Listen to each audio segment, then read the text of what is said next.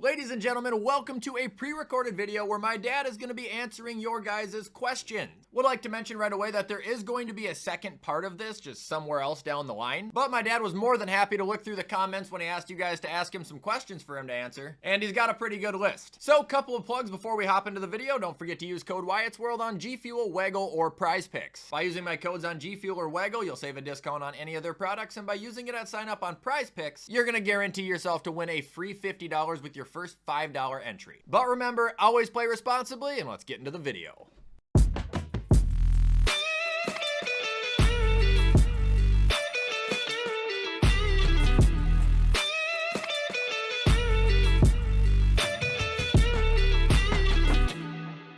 Hello, Wyatt's World Junkies. It's Wyatt's dad, or as some of you call me, the Fossil, back for another video. I do have my Pittsburgh Steelers polo on today to try and make amends with the Steeler fans for saying they wouldn't finish above 500 this year. Fortunately, I still think that's going to happen, but I'm trying to make up a little bit with those fans. On the last video I did, I had mentioned if you had any ideas for future videos for me to go ahead and make some comments, and I took a list of those items, and I'm going to try and make a video or two out of them. Hopefully they're interesting. So first, let's look at the top 5 quarterbacks. I'm assuming it would be the top 5 quarterbacks in the league today. I'm also assuming they all have the same offensive line and receivers, running back, tight end, etc. So it's a neutral situation. If we do that, for me, number 5 is Justin Herbert from the Chargers. Quality quarterback. I don't know if he's had the offensive coordinator to stretch him yet. Number 4, 3, and 2 can all be interchangeable, but I'll put Patrick Mahomes at number 4, 3-time Super Bowl champion. Number 3, Joe Burrow from the Cincinnati Bengals. Tremendous numbers last year, protects the ball well. He hasn't had the defense to get him there, but certainly offensively, he's done a nice job. At number 2, Josh Allen with the Buffalo Bills. And again, 2, 3, and 4 are interchangeable. Big guy, strong arm, can make the plays when they need to. He's a clutch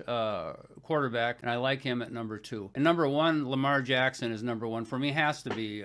Protects the ball well. Probably was the number 1 running quarterback in the league. Tremendous arm. And right now, I just think he is pretty much the unbeatable weapon at quarterback in the league.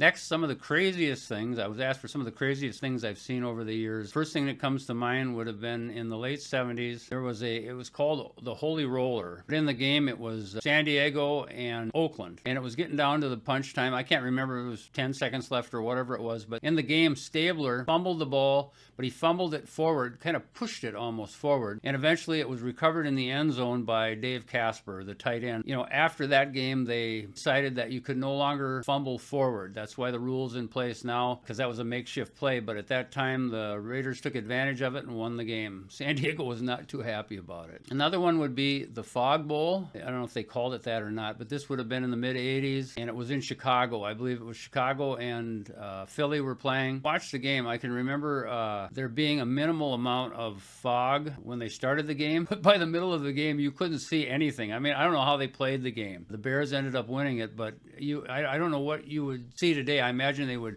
stop the game. I can't believe that, the fans couldn't even see it from the stadium. So that was a really weird or odd thing that I saw. Then, I always like the referees. Some referees are more interesting than others. I don't know if any of you remember Ed Hockley. He was kind of an entertaining referee. But back in the day, there was a referee called Ben Dreith, Dreith, if you want to Google this. Ben Dreith. He was making a call. It was the Jets. Might have been the Jets in Buffalo. I can't remember for sure. But anyway, there was a skirmish and a fight down underneath a pile, and they were pulling everybody off. And when Ben Dreith made the call, it was personal foul. He's giving them the business down there, and he gave him a little bit of antics. After he tackled the quarterback, he's giving them business down there. That's a 15-yard penalty. Kind of got in trouble for that and was removed from the league and filed to get back in. But that call, if you've never watched it, just do Ben Dreith, give them the business. It's a great YouTube video to watch. One of my favorite referees. Another YouTube thing I wanted you to check out. There was a coach for the Minnesota Vikings back in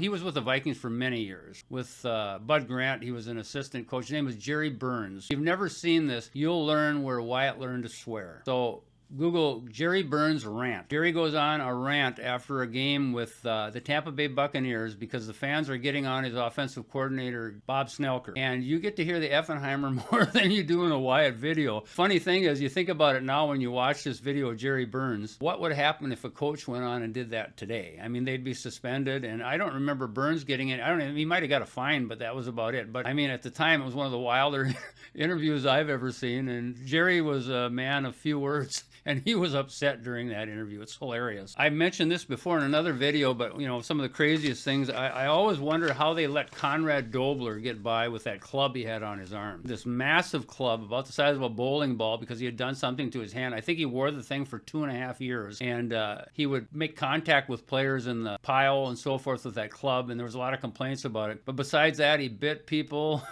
He would bite fingers, eye gouging. The man did it all, and I think it was crazy that they would even allow the guy to keep playing football. But he has since passed away, but he was hilarious on the field and listed as the meanest man in football at the time. I don't know how crazy this one is, but with the Seattle Seahawks, they came into the league in the mid-70s, 76, 77. And when they started them in the league, they started in the NFC. So they were in with with San Francisco. Back then it was San Francisco, New Orleans was in there, Atlanta was in there, and they had Seattle in there. They played 1 year in the NFC, and then they switched them to the AFC. So then they went and played in the AFC West. So they were with Denver, and they were with Oakland and Chiefs. They played there for quite a few years. Then they switched them back again to the NFC, and now they're in the NFC West. So I think it's crazy that one team can go back and forth so many times between conferences, but that happened with the Seahawks. Go figure. Notice I said Seahawks. And then another thing that was kind of crazy, if any of you ever seen Tom Dempsey? If you haven't, Tom Dempsey was a field goal kicker with New Orleans, with a lot of different teams. He was with Buffalo at one point. I think he was with the Eagles. But Tom Dempsey was the field goal kicker that held the record for the 63-yard field goal. The thing that was made it interesting was Tom Dempsey was born with a birth defect. He had no fingers on his right hand. He only had half a foot that he kicked with, and he had a special shoe with a flat edge that he used to kick, and that's what he got the 63-yard field goal for. And that's, you know, kind of a crazy thing. You wouldn't see that in football anymore. After he was out of the league, then they made a rule that if you had a prosthetic that you were using to kick, it had to look like a foot. In his case, not like a sledgehammer. Those are some crazy things that I've seen over the years.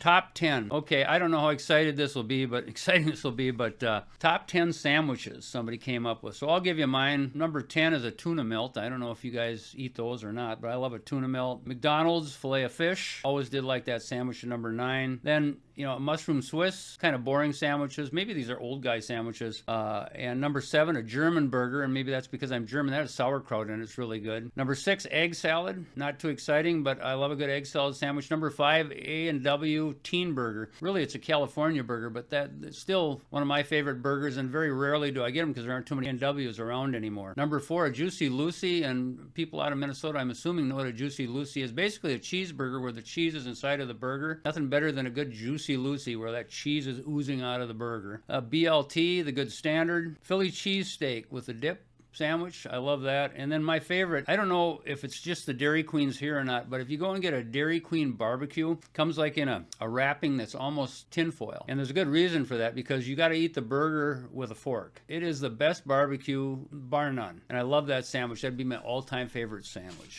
Why do I call the Seattle Seahawks the Sea Hags? Well, I'll tell you why. Because I don't like Pete Carroll. I think he's a D-bag. He's a cocky guy smacking that gum. I never have liked the guy. And the other thing about it is, and maybe now I'll quit calling him the Sea Hags because he's not there anymore, I don't understand why the Vikings have to go to Seattle all the time. This year again, we're going there. I think out of the last 15 times we've played Seattle, maybe 3 were in Minnesota. I don't know what the league's looking at, but I'd like to take them back to Minnesota and pound them once instead of beating them in Seattle. Our fans would like that. I know I would like that. That's why I'll see if I can stay away from the Sea Hags now that Pete has left. Top 10 sports. Number 10, and I only put it here because I couldn't think of any other ones. Auto racing is number 10. Just below my number 9 choice, basket weaving. That's how bad auto racing is. Number 8 is the NHL. I don't watch it much. Number 7 is basketball. I like basketball, but it's changed so much. When I was a kid and watched Kareem and all them, I talked about this once before too. If you took a step, that's traveling. Now you can run from center court as long as you're in the act of shooting. I think that's a bunch of crap, and as far as I'm concerned, it ruined basketball for me. I mean, they're just running around. They're not even dribbling it. As long as they're in the act of shooting. Do they ever call traveling in basketball? Maybe twice the last season? I've never seen it. Number 6 would be bowling, because I bowl. I like to watch bowling. Number 5 would be boxing, although with George Foreman and some of the other boxers out of there, it's not as good as it used to be to watch. Number 4 would be pickleball. I play pickleball. I like to watch pickleball. There's a lot of strategy to it. It's kind of a fun game, actually, if you haven't played it. Number 3 would be baseball. Number 2 would be golf, and probably a bunch of you are retching at that, but I enjoy watching golf. Maybe it's an old guy thing. And of course, number 1 is the NFL. Nobody can beat the NFL. What made me the most mad that Wyatt did, and I won't go through the stories on him, but one, he broke my TV set by throwing a controller in the middle of it and then lied to me about how it happened. I know damn well how he broke it. He lost his temper and threw it right into the middle of it. That pissed me off. The other one I've talked about too, at night we would be awakened at 2 in the morning and he's in his bedroom screaming because he's online with some kids playing video games, and I'd have to go down there a couple times and give him the business to get him to shut that damn video game off. Another thing, and it's kind of funny, we were going through the boys' rooms because they're both moved out of the house, and Wyatt's mom is cleaning out some stuff, and she finds a speeding ticket, and it was one he got when he was going to the casino, and then I got him to fess up about it. But obviously pissed me off when he went and got speeding tickets, because then his insurance would go up, and at the time, we were footing the bill on that. I think he finally got wise and knocked off the speeding tickets because he had to start paying his own insurance. But that's a good way to piss off your dad, is to get a speeding ticket, especially when you're 16 years old. So those are some of the things that upset me about Wyatt. For this video, this is all I'm going to go through. I'll be back with another one to finish up. Until then, behave, you Wyatt's World Junkies, and we'll see you next time.